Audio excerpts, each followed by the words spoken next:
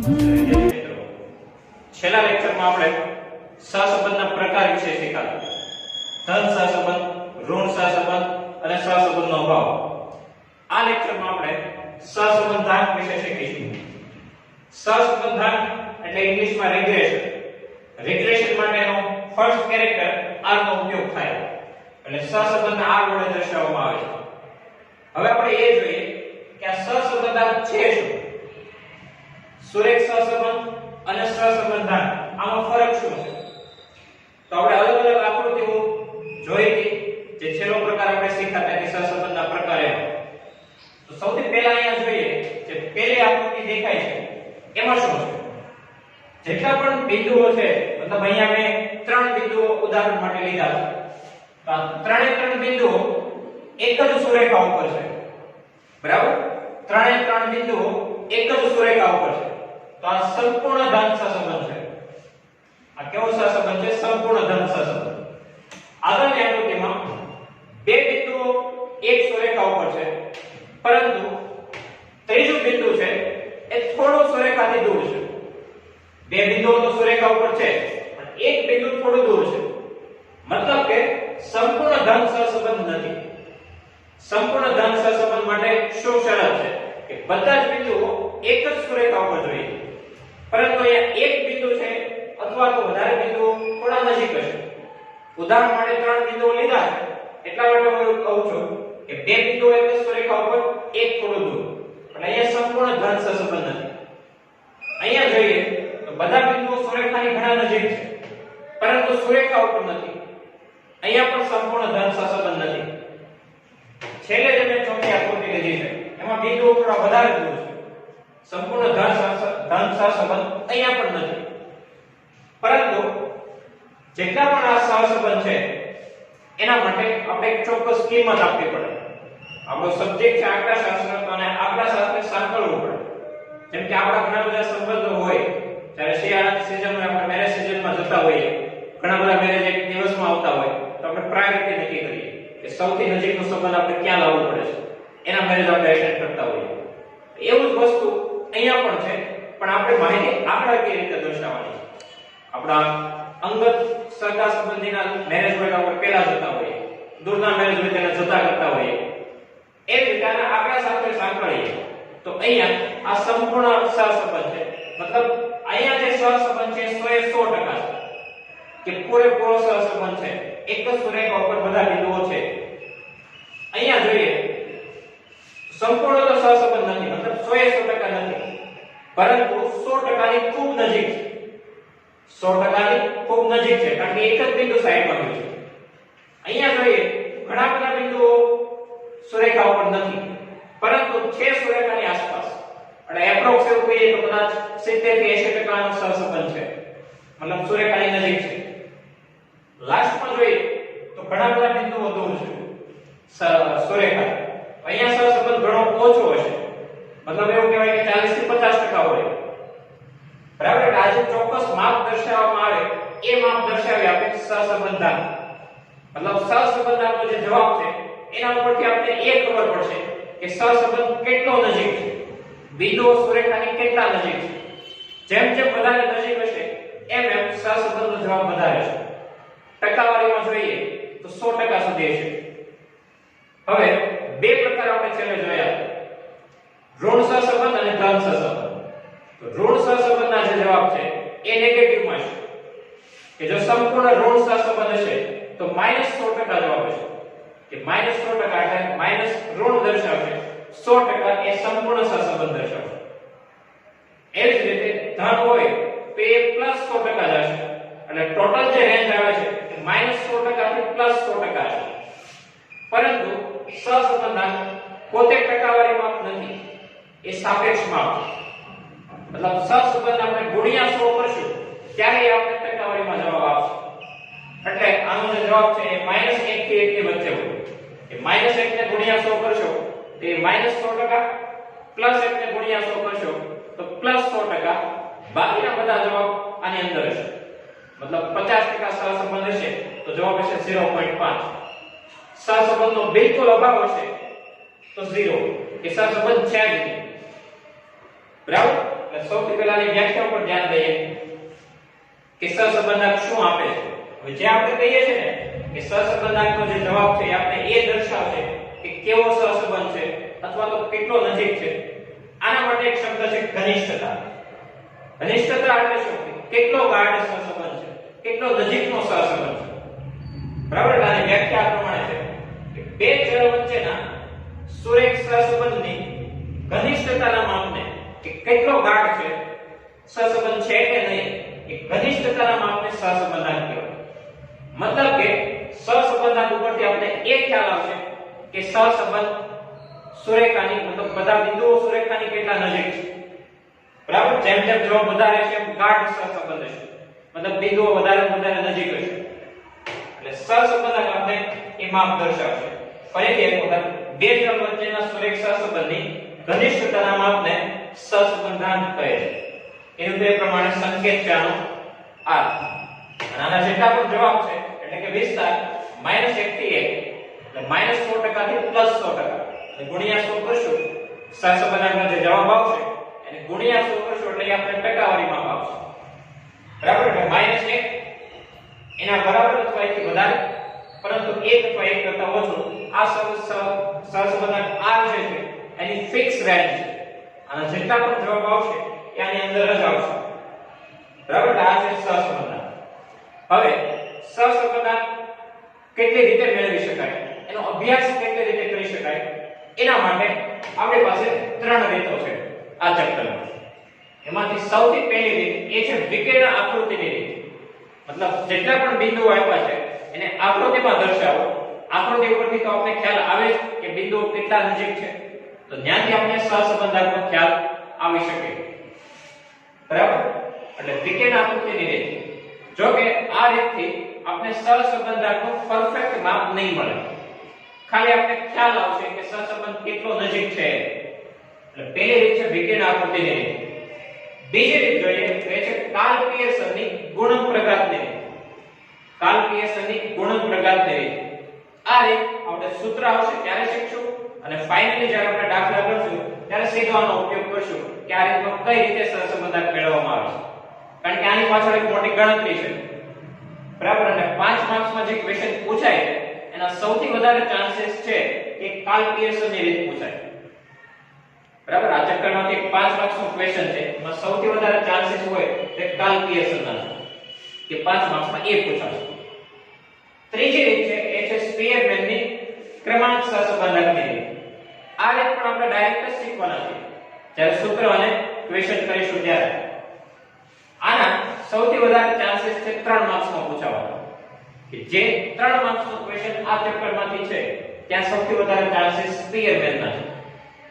ક્યારેક કોડવાળાને મન થાય તો આડાવડું કરી શકે, મતલબ કે સ્પીયરમેનને 5 માં જવા દે, કાર્લ પિયર્સનને 3 માં આવવા દે, પણ મોસ્ટ પ્રોબેબલી જે શક્યતા છે કાર્લ પિયર્સન 5 માર્ક્સમાં, સ્પીયરમેન 3 માર્ક્સમાં. આ રીતો આપણે આગળ જ્યારે દાખલા કરશું ત્યારે સહસંબંધાંક વિશે શીખ્યા. તો હવે આપણે એના ગુણધર્મો વિશે શીખીએ. સહસંબંધાંકના ગુણધર્મો. તો આગળનો ક્વેશ્ચન છે સહસંબંધાંકના ગુણધર્મો. આ ક્વેશ્ચન 2 અથવા 3 માર્ક્સમાં પરીક્ષામાં પૂછાય છે. તો શરૂ કરીએ. સૌથી પહેલો મુદ્દો સહસંબંધાંક r ની મહત્તમ કિંમત 1 અને ન્યૂનતમ કિંમત -1 છે. હમણાં આપણે વ્યાખ્યામાં જોયું કે સહસંબંધાંક r નો જવાબ હંમેશા -1 થી લઈ +1 સુધી હોય છે. તો સૌથી ઓછામાં ઓછો જવાબ જે શક્ય છે એ છે -1. સૌથી વધારેમાં વધારે જવાબ શક્ય છે એ છે +1. કારણ કે આપણે આને ટકાવારીમાં ફેરવશું. જ્યારે ટકાવારીમાં ફેરવશું ત્યારે મહત્તમ જવાબ પ્લસમાં 100%, માઈનસમાં 100%. આને ગુણ્યા 100 કરશું તો -1 ગુણ્યા 100 -100%, +1 ગુણ્યા 100 પ્લસમાં 100%. એટલે કે -1 થી લઈ અને 1 સુધી સહસંબંધાંક r ના જવાબ હોય છે. એમાં મહત્તમ કિંમત શક્ય છે તો 1 છે, ન્યૂનતમ કિંમત -1. આગળ બીજો મુદ્દો સહસંબંધાંક r એ નિરપેક્ષ માપ છે. નિરપેક્ષ એટલે કેવું માપ? કોઈના ઉપર આધાર ન રાખે એવું. નિરપેક્ષ એટલે કેવું માપ? કોઈના ઉપર આધારિત ન હોય એવું. એટલે કે અન્ય કોઈ પરિબળની અસર સહસંબંધાંક r ઉપર નથી થતી. એટલે કે સહસંબંધાંક r પોતે નિરપેક્ષ માપ છે. આગળ ત્રીજો મુદ્દો, સહસંબંધક r ની કિંમત સંબંધિત ચલ x અને y ના માપના એકમથી નિરપેક્ષ. અહીંયા જે નિરપેક્ષ માપ છે એનો મતલબ એવો છે કે અન્ય પરિબળને અસર નથી થતી. ત્રીજો મુદ્દો એવો કહે છે કે x અને y એના એકમ ગમે તે હોય, કિલોગ્રામ હોય, રૂપીસ હોય, લીટર હોય, પરંતુ સહસંબંધક r ને કોઈ એકમ નથી, કારણ કે એ સરખામણી કરે છે. સહસંબંધ કેટલો નજીક છે એ દર્શાવે છે. એટલે સહસંબંધક r એને પોતાનો કોઈ એકમ નથી, એટલા માટે એવું લખ્યું છે એકમથી નિરપેક્ષ છે. એવું પણ લખી શકાય એકમથી સ્વતંત્ર છે, એકમ રહિત માપ છે. બરાબર? એટલે કે સહસંબંધક r એકમ રહિત માપ છે અને એકમ નથી હોતું. આગળ ચોથો મુદ્દો, સહસંબંધક r ની કિંમત ઉગમ બિંદુના પરિવર્તનથી કે માપના પરિવર્તનથી કે બંનેના પરિવર્તનથી સ્વતંત્ર છે. એટલે કે ઉગમ બિંદુનું પરિવર્તન કરો તો એનાથી r નો જવાબ બદલાતો નથી, અથવા તો માપનું પરિવર્તન કરો તો પણ સહસંબંધક r નો જવાબ બદલાતો નથી. સાથે એવું કીધું છે કે બંનેનું પરિવર્તન કરો તો પણ જવાબ એનો એ જ રહેશે. સ્વતંત્ર છે એના મતલબ કે આધાર નથી રાખતો. હવે ઉગમ બિંદુનું પરિવર્તન કેવું હોય? એક ઉદાહરણ લઈએ. ઘણી વખત એવું બને કે આલેખમાં અમુક બિંદુઓ ખૂબ જ દૂર હોય. બરાબર? અમુક બિંદુઓ ખૂબ જ દૂર હોય તો એ મોટો આલેખ દોરવા કરતા સહેલું એ પડે કે ઉગમ બિંદુ અહીંયા છે એને અહીંયા સુધી ટ્રાન્સફર કરી દઈએ, મતલબ કે પરિવર્તન કરીએ. તો ઉગમ બિંદુનું પરિવર્તન કઈ રીતે થાય? x માં અમુક કિંમતનો વધારો થયો, y માં પણ અમુક કિંમતનો વધારો થયો, ઉગમ બિંદુ અહીંથી લઈને અહીંયા સુધી જતો રહ્યો. આ છે ઉગમ બિંદુનું પરિવર્તન. જ્યારે બિંદુઓ ખૂબ જ દૂર હોય અથવા તો ખૂબ જ નજીક હોય ત્યારે ઉગમ બિંદુનું પરિવર્તન કરવું પડે. જેમ આપણે ઉગમ બિંદુને નજીક લઈ જઈશું એમ આપણા ચલ x અને y ની કિંમતો ઓછી થશે. કારણ કે અહીંયા ઇનિશિયલી જ્યારે આખો આલેખ હતો ત્યારે આની કિંમત ખૂબ મોટી હતી, પરંતુ ઉગમ બિંદુને અહીંયા પરિવર્તન કરો તો કિંમતો ખૂબ નાની થઈ જાય. બરાબર? એટલે કે આપણી કિંમતો જ્યારે ખૂબ જ મોટી હશે ત્યારે એને નાની કરવા માટે આપણે ઉગમ બિંદુનું પરિવર્તન કરીશું. બરાબર? એમાં પ્લસ પણ કરી શકાય, માઈનસ પણ કરી શકાય. પ્લસ ની જરૂર ક્યારે પડે? જ્યારે ખૂબ જ નાની કિંમતો હોય ત્યારે. મતલબ કે આપણે આલેખ આપ્યો હોય એમાં કોઈ બિંદુ ખૂબ જ નજીક હોય જેનું અવલોકન કરવું અથવા ગણતરી કરવી મુશ્કેલ હોય ત્યારે ઉગમ બિંદુને આ બિંદુથી થોડું દૂર પણ લઈ જઈ શકીએ. એટલે પેલા અહીંયા ઉગમ બિંદુ એને તમે અહીંયા લઈ જાઓ. આ ઉગમ બિંદુ દૂર જતું રહે તો આપણે વ્યવસ્થિત કોઈ પણ બિંદુનો અભ્યાસ કરી શકીએ અથવા ગણતરી કરી શકીએ. તો જ્યારે ઉગમ બિંદુ ઓરિજિનલ જે પોઝિશન છે ત્યાંથી દૂર જાય તો આપણી કિંમતો પ્લસ થાય અને નજીક લઈ જવામાં આવે તો કિંમતો માઈનસ થાય. કારણ કે અહીંયા કિંમત ખૂબ નાની છે. હવે જ્યારે ઉગમ બિંદુ અહીંયા જતું છે તો થોડું દૂર વહી ગયું એટલે કે કિંમત મોટી થશે. ઘણી વખત પોઈન્ટમાં જવાબ આવતા હોય તે પોઈન્ટ આપણે પૂર્ણાંકમાં ફેરવવાની કોશિશ કરીએ તો ઉગમ બિંદુનું પરિવર્તન કરી શકાય. બરાબર? એટલે ખૂબ મોટી કિંમત હોય છે ત્યારે ઉગમ બિંદુને નજીક લઈ જઈશું જેથી કરી કિંમતો નાની થાય. જ્યારે કિંમતો ખૂબ નાની હશે ત્યારે ઉગમ બિંદુને દૂર લઈ જઈશું જેથી કરી કિંમત મોટી કરી શકાય. આ છે ઉગમ બિંદુનું પરિવર્તન. અને આપણે વિસ્તૃત ત્યારે સમજી શકીએ જ્યારે આપણે ક્વેશ્ચન કરશું ત્યારે. બીજું છે માપનું પરિવર્તન. આપણે ઘણી વખત અમુક ફોટા જોતા હોઈએ ફોનમાં તો આપણે ઘણી વખત ફોટો ઝૂમ કરીએ. બરાબર? આપણે બરાબર ન દેખાતો હોય તો ફોટો ઝૂમ કરીએ, અથવા ઘણી વખત આપણે જોઈએ તો WhatsApp માં કોઈ સ્ટેટસ મૂકે તો ઓલરેડી ઝૂમ થયેલો આપણે દેખાતો. આપણે એને ઝૂમ આઉટ કરીએ તો આપણે ફૂલ ઇમેજ જોઈ શકીએ. બરાબર? એ ઝૂમ ઇન અને ઝૂમ આઉટ કરવું એ છે માપનું પરિવર્તન. મતલબ કે સ્કેલ જે હોય એ ગુણાકાર થાય, ભાગાકાર થાય. આપણે કોઈ ફોટો જોઈએ અથવા તો કોઈ વિડિયો શૂટ કરતા હોઈએ ત્યારે આપણે સ્કેલ દર્શાવવામાં આવે કે પહેલેથી 1 ઉપર હોય. આપણે વિડિયો સારી રીતે ઉતારવો તો આપણે એને ઝૂમ કરીએ એટલે કે સ્કેલને 1 થી 1.2 અથવા 1.3 ઉપર લઈ જતા હોઈએ જેથી કરી ઝૂમ થાય, ઝૂમ ઇન થાય. એવી રીતે ઝૂમ આઉટ નો પણ ઓપ્શન હોય, 1 થી માઈનસમાં જતું હોય. એ છે ઝૂમ ઇન અને ઝૂમ આઉટ. જે તમે ગુણાકાર અને ભાગાકાર કરો એ આવે ઝૂમ ઇન અને ઝૂમ આઉટ. એટલે કે માપનું પરિવર્તન. બરાબર, એટલે માપના પરિવર્તનમાં શું આવે કે આપણે કોઈ સંખ્યા સાથે ગુણાકાર કરી શકીએ, કોઈ સંખ્યા સાથે ભાગાકાર કરી શકીએ. એટલે ફરીથી જોઈએ તો ઉગમ બિંદુમાં શું આવે, પ્લસ કરી શકાય, માઈનસ કરી શકાય. માપના પરિવર્તનમાં ગુણાકાર કરી શકાય, ભાગાકાર કરી શકાય. પરંતુ સહસંબંધક r જે છે એ બંનેના પરિવર્તનથી સ્વતંત્ર છે. પ્લસ કરો તોય ફરક નહીં પડે, માઈનસ કરો તોય ફરક નહીં પડે, ગુણાકાર કરીએ તોય ફરક નહીં પડે, ભાગાકાર કરીએ તોય પણ ફરક નહીં પડે. મતલબ કોઈ એવી ત્રીજી સંખ્યા આપણે ઉપયોગ કરી શકીએ જેની સાથે આપણે સરવાળો બાદબાકી ગુણાકાર ભાગાકાર કરી શકીએ, એનાથી r નો જવાબ બદલાશે નહીં. ઓકે, આગળ વધીએ. છેલ્લો મુદ્દો છે x અને y આ બે ચલ વચ્ચેનો સહસંબંધાંક અથવા ચલ y અને x વચ્ચેનો સહસંબંધાંક બંને સરખા હોય. બરાબર, x અને y નો સહસંબંધાંક અને y અને x નો સહસંબંધાંક બંને સરખા હોય. આપણે ઉલટું કરી શકીએ, મતલબ x ને y લઈ શકીએ, y ને x લઈ શકીએ, સહસંબંધાંક r ની કિંમત બદલાશે નહીં. એટલે અહીંયા ગાણિતિક રીતે લખ્યું છે r x y મતલબ x અને y નો સહસંબંધાંક. આ શું દર્શાવશે, સહસંબંધાંક x અને y નો સહસંબંધાંક. અહીંયા r y x એટલે કે y અને x નો સહસંબંધાંક બંને સરખા છે. બરાબર, આ છેલ્લો મુદ્દો હતો. x y નો સહસંબંધાંક મેળવીએ કે y x નો સહસંબંધાંક મેળવીએ, બંને સરખા છે. એટલે આ આપણો 2 થી 3 માર્ક્સનો ક્વેશ્ચન છે. સહસંબંધાંકના ગુણધર્મ. મહત્તમ ન્યૂનતમ કિંમત પોતે નિરપેક્ષ માપ, એકમથી રહિત છે, એકમ આનો હોતો નથી. ઉગમ બિંદુ માપ બંનેના પરિવર્તનથી સ્વતંત્ર છે અને x y કે y x બંનેના સહસંબંધાંક સરખા છે. આગળનો ક્વેશ્ચન, સહસંબંધાંકની કિંમતનું અર્થઘટન. કે જે જવાબ આવે છે સહસંબંધાંક r એના ઉપરથી આપણે કયા કયા અર્થઘટન કરી શકીએ, કયા કયા અનુમાન કરી શકીએ, એ આ પણ 3 માર્ક્સમાં પૂછાય છે.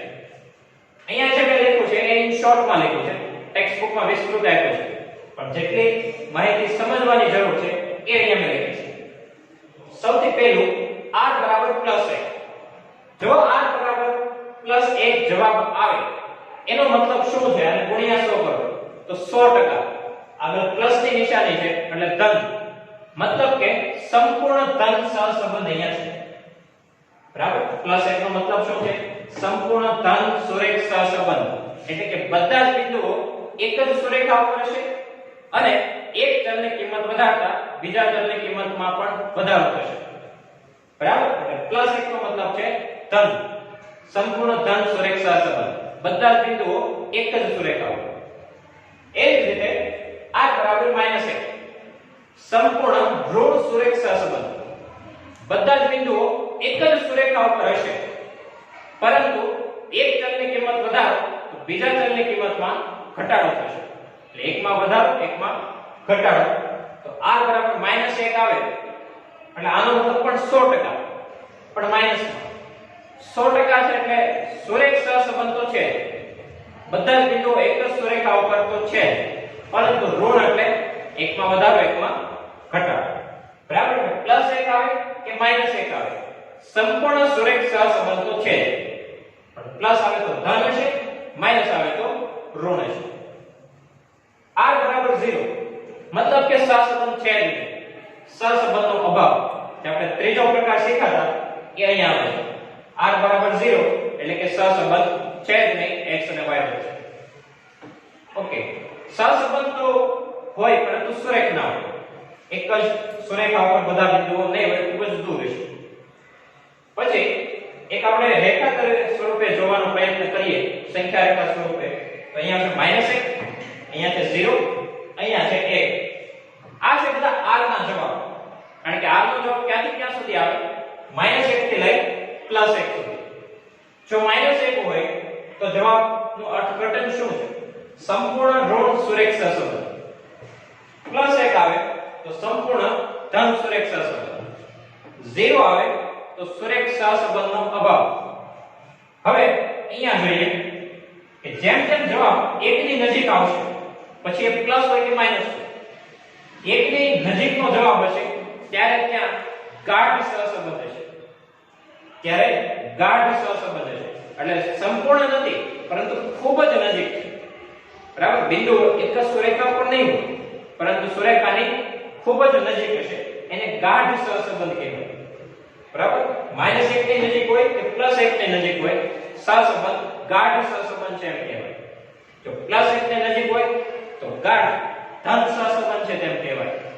-1 ની નજીક હોય તો ગાઢ ઋણ સહસંબંધ છે તેમ કહેવાય. અને જેમ જેમ જવાબ 0 ની નજીક જતો જશે, બંને બાજુથી 0 ની નજીક જતો જશે, એમ ઓછો ગાઢ સહસંબંધ કહેવાય. એ જવાબ પ્લસમાં હોય તો ઓછો ધન ગાઢ સહસંબંધ, માઈનસમાં હોય તો ઓછો ઋણ ગાઢ સહસંબંધ.